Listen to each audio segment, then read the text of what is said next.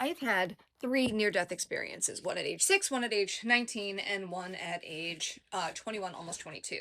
And they've all impacted me profoundly in different ways. But one of them that I think everybody should really understand, and I don't know how to equate it, so hopefully you can understand this, is so when I was 21, I nearly bled to death. I had a postpartum hemorrhage from retained placenta at 6 weeks postpartum, huge infection. It was very scary. It was awful. It was not a good thing. And it was missed two times because I had two hemorrhages before.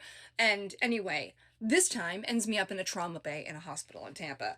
And I knew that this was different than like anything else because I remember reading a sign on the wall, like I was standing in front of it, except I remember it being up way higher. And I'm like reading the sign, and then I'm like, wait, how can I read this so clearly? Why am I up this? Where am I? What am I doing? Like, something is different. And I could only hear the background noise. Like, I knew there was chaos in the background. I didn't understand what was happening though, because it kind of sounded like, when your ears ring, like that kind of almost like a buzzing humming that like stops you because you're like, I hear something, but you don't actually hear it. That's kind of what the world sounded like because I was kind of in this weird in between. And I remember looking and like slowly realizing like I can see through walls.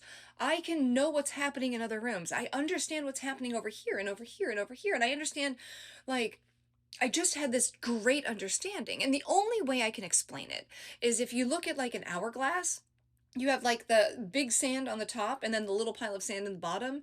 And so, like, we're always thinking in that little pile of sand in the bottom. And then for a moment, I was caught up into the big sand, like where everything was right there. There was no like worrying about recall thoughts, there was no thinking, like, it was just all right there. There was no thought process. It just was. It was in my brain, even as I was evaluating information. And coming back after that, and I wasn't I was barely a Christian. I wasn't really even anything at that point in time. I was just doing my best. I remember thinking this has altered the way that I think forever, and I don't even know even 25 years later if I fully wrap my brain around it. But I do know that there is this desire in my brain to have that knowledge again, like that understanding and knowing that somehow this body limits us from knowing that, but it's still accessible somehow. So how do we quiet our body in order to get that? Now, as a believer now, I believe the Holy Spirit does that.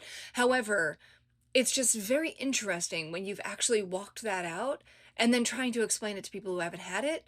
So I hope that makes sense.